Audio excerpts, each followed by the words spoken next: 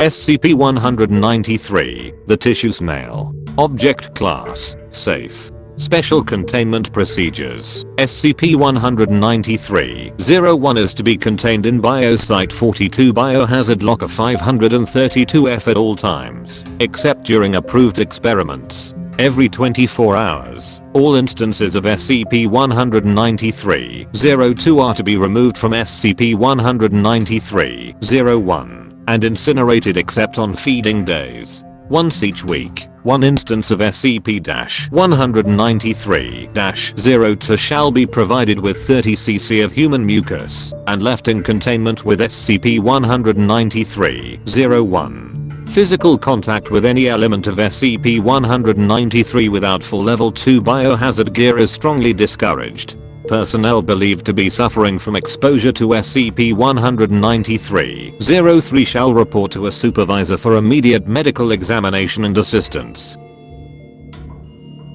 Description: SCP-193-01 is consistent in external appearance with a box of data expunged brand facial tissue. The bottom folds of the box are abnormally complex and house a previously unknown soft-bodied invertebrate. The creature's genetics suggest that it is a member of phylum Mollusca, but do not match any more specific known taxonomic classification. The cardboard of the box has proven to be a highly specialized shell generated and maintained by the organism, which will gradually repair damage to the box if able. As compared with cardboard, the shell is many times less flammable and more durable, but is by no means indestructible. SCP-193-01 continuously sheds thin segments of its body. Instances of SCP-193-02 at a rate of roughly 1 up to 5 segments per 24 hours depending on available nutrients and remaining space inside the shell. Instances of SCP-193-02 are gradually forced into the main cavity of the shell, where they dry almost instantly.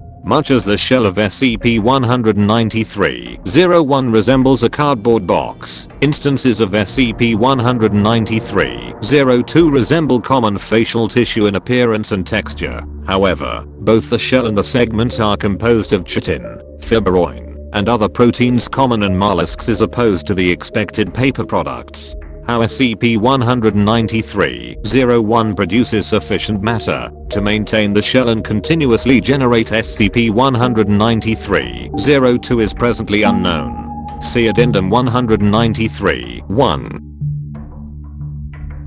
When SCP-193-02 is brought into contact with the mucous membranes of any mammalian subject, the segment releases 3 to 5 grams of an as of yet unidentified odorless colorless gas. SCP-193-03. If inhaled, SCP-193-03 will permeate the sinus tissue and increase mucus production by 500 to 800%.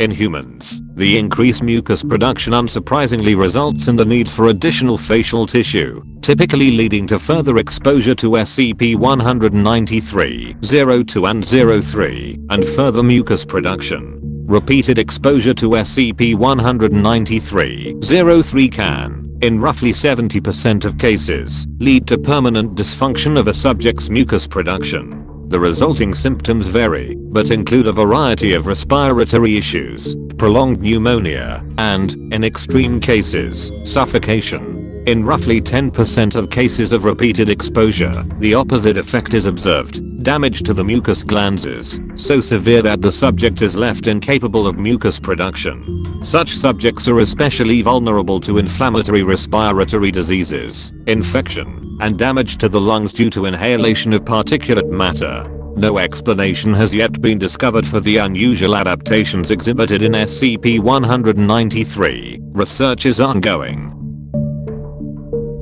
Addendum 193-1. As of data expunged, Dr. Data expunged has confirmed additional properties of SCP-193-02. When exposed to at least 10 cc of mucus and left unattended, instances of SCP-193-02 will attempt to return to SCP-193-01 using a combination of bodily oscillation and gas propulsion, via controlled emission of SCP-193-03. The segments appear to detect possible observers via body heat to determine when they can safely return to SCP-193-01 unobserved. This behavior continues in the presence of thoroughly insulated observers, but not in the presence of large artificial heat sources, supporting the theory that SCP-193-02 detects heat. On reaching SCP-193-01, instances of SCP-193-02 will enter through folds in the bottom of the shell, reintegrating with the main body. These behaviors, combined with the previously catalogued adaptations, are believed to be the hunting and feeding method of SCP-193. More detailed research into the digestion and dietary needs of the organism are ongoing. The locomotion of SCP-193-02 was discovered following an irregularity in Experiment 193 data expunged, in which several of the used tissues were left unattended for several minutes. When Dr. Data Expunged returned, he discovered that these instances of SCP-193-02 had surrounded the locker holding SCP-193-01, but were unable to penetrate containment.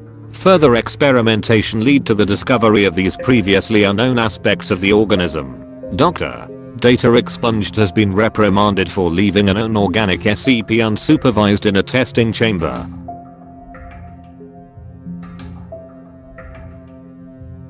End of file.